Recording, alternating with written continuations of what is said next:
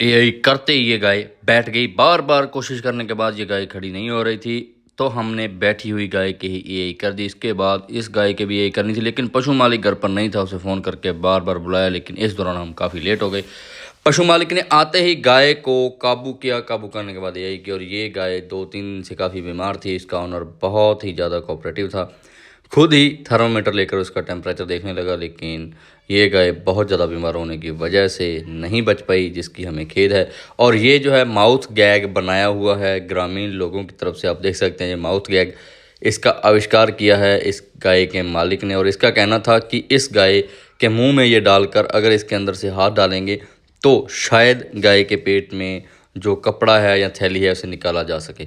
लेकिन ये अभी डायग्नोज नहीं हुआ कि गाय के पेट में थैली या कपड़ा है। इनका खुद का ये मानना था, और ये इससे बाहर निकालना चाहते थे।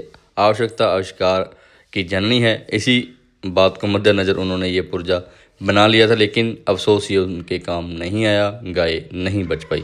और इसके बाद हमें इस छोटी बछड़ी में भी एआई करनी थी, और फिर ये रोड रोलर के पास हम पहुंचे, जहां पर एक डॉग बहुत ज़्यादा बीमार था। इसकी चोटें लगी हुई थी, तो हमने इसका ट्रीटमेंट किया डरते डरते, क्योंकि ये डॉग हमें भी काट ना दे, इसका डर हमें लगा रहता था। इसके मालिक ने पूंछ पकड़ी और एक ने इसके गले में रस्सी डालकर बांध ली। कुछ लोगों को ये क्रूरता लग सकती है, लेकिन ये सेफ्टी है। सेफ्टी बहुत ज़रूरी है, क्योंकि अगर आपको रैबिडो वायरस के कोई चांस आए तो आपको बचाने वाला कोई नहीं है।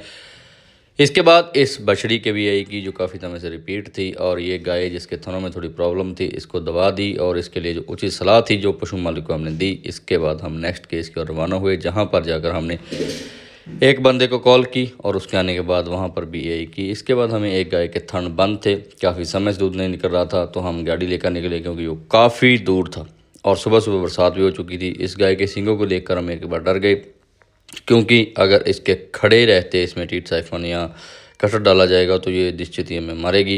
तो हमने पशु मालिक को बोला कि इसे अच्छी तरह से काबू करो, और काबू करने के बाद ही हम अगला ट्रीटमेंट करेंगे। तो पशु मालिक ने काबू कर दिया, और हमने अपना ट्रीटमेंट करने के बाद वहाँ से निकलने का निर्णय लिया। गलियाँ सड़कें पानी से भरी हुई थी, और ये 2 भैंसें थी जो काफ़ी समय से रिपीट थी, और कई बार इस पशु मालिक से हमारा संपर्क हुआ था, हमें नहीं जाना हुआ। इस बार हीट पे आते ही हम उन्हें चेक करके आए, और उन्होंने बताया कि ओवरियों की समस्या है। अगली बार जब ये हीट पे आएंगी तो यही करेंगे। इसके बाद हम इस गाय के पास पहुंचे, जिसका आर्डर बहुत ज़्यादा ख़राब हो चुका था, प्लेसेंटा नहीं निकल रही थी। एक एक करते हमें काफ़ी अंधेरा हो चुका था। यहाँ पर एक भैंस के यही करनी थी, जिसका फ़ोन हमें 4 बजे का आया था, लेकिन काफ़ी केसों की वजह से हम लगभग रात को 9 बजे वहाँ पर पहुँचे, और अंधेरे में ही हमने इस भैंस के एआई की। इसके बाद एक छोटा पाडा, एक छोटा बछड़ा बीमार था, पाडे का ट्रीटमेंट किया, बछड़े का ट्रीटमेंट किया, और उसके बाद हम घर को चले गए।